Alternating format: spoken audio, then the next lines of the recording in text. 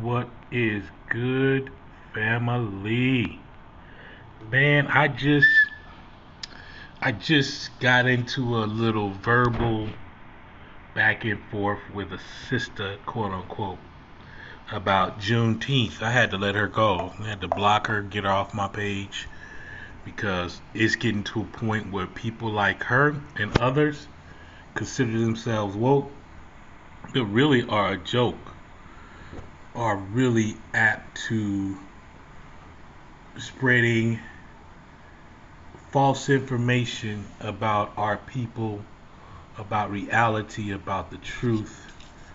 They are so fake radical, so fake revolutionary.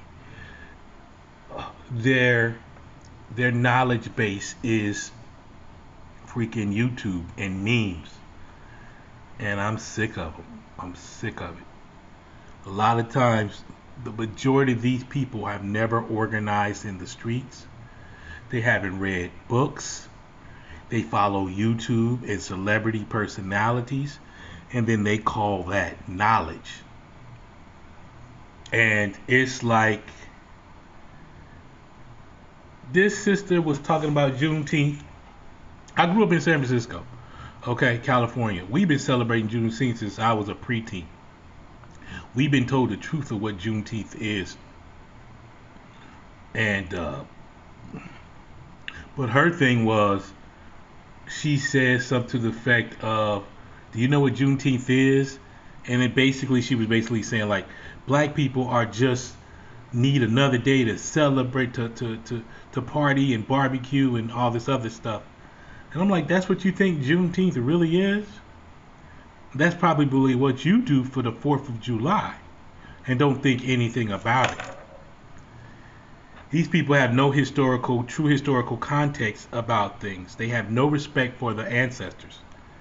Even if it was just a celebration to celebrate the fact that they found out that they were free, what's wrong with that? But it's our duty as descendants of those ancestors to teach our children and the generation after us what our ancestors went through. And Juneteenth is a day for us to tell that story. Juneteenth is a day for us to support black organizations and black businesses, and not just a day to go celebrate and barbecue at its highest point, but to learn and teach about our history and our culture and our heritage and the struggle.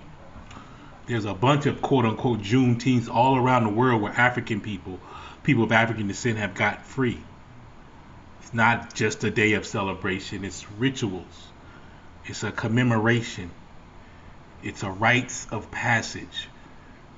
It's telling the story about the day that we helped set ourselves free. It wasn't just the Union soldiers or the North that set African people free, it was us that joined those Union lines with Harriet Tubman and others that fought for our own freedom, our own liberation.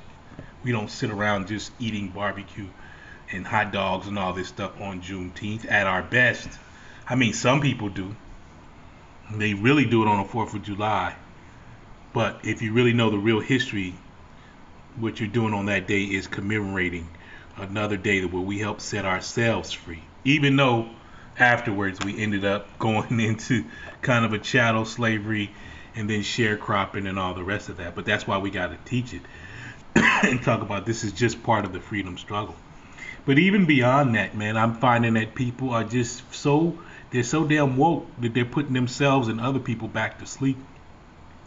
And I usually block people like that because I do not have time. We use everything that we can to our advantage.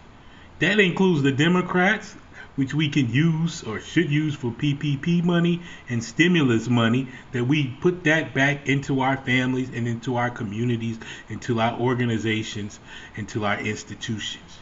You use everything, this system that we fought to get from this system, we use it for our collective advancement. Okay, we don't use it just to pacify us. And if you're really woke and you understand, you use holidays, you use stimulus checks, you use whatever you can get from the source that you fought for your own people. That's what you do.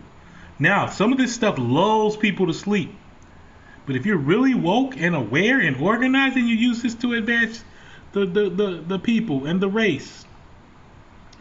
So I'm gonna put a link on the bottom of this, like I did on the last live that I did, and I'm gonna give you a link to Dr. Greg Carr, who's a teacher, an educator on history, who speaks on what Juneteenth is. I'm gonna post that up again so we understand.